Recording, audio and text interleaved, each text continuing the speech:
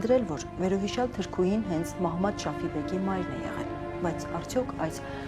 ճակատագրական կինն է դարձել Աբովյանի անհայտացման պատճառը, թե ոչ չեն կարող ասել, քանի որ ինչպես տեսակ Աբովյանի մահվամբ շահագրգռված կողմերը շատ էին։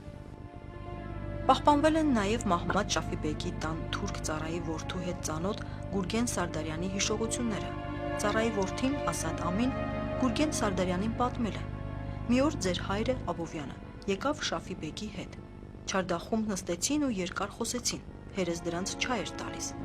որ հերս եկավ ցած հարցրի, թե ինչ է պատահել, որովհետև շատ բարձր էին խոսում, էն էլ ջղայնացած, նա թե քու գործը չի, գնա այստեղից։ Շատ հետաքրքրվեցի, ոչինչ չասաց։ Մեկ էլ գիշերվա կեսին հորս կանչեցին, այդպես ժամը 3-ը կլիներ։ Եկավ ֆուրգոնը լծեց եւ հորեղբորս Հուսեյնի հետ գնացին Աբովյանին բերին։ Արդեն լուսանում էր։ Մեկ էլ տեսանք հերս ու հորեղբայրս Շաֆիբեկի տան բակում փոս էին փորում։ Էլ չհետաքրքրվեցի, ես էլ փոքր էի, այդպես 8 տարեկան, բայց հասկանում էի, թե ինչ է կատարվում։ Մեկ էլ տեսանք, որ ձեր Աբովյանին շորերի մեջ փաթաթած բերեցին գցեցին այդ փոսի մեջ, հողը տվին վրեն, իսկ հետո էլ այդ հողում 2 պոպոքի ծառ տնկեցին։ Այսօր մենք ներկայացրեցինք մեծ գրողի եւ լուսավորչի անհայտացումը բացատրող գրեթե բոլոր վարկածները։ Ներկայացրեցինք բոլոր շահագրգիռ կողմերը։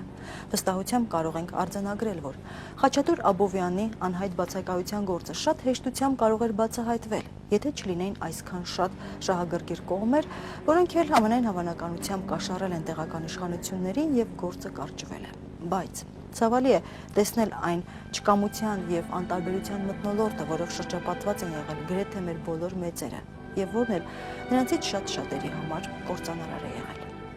Բացահայտեք աշխարհը։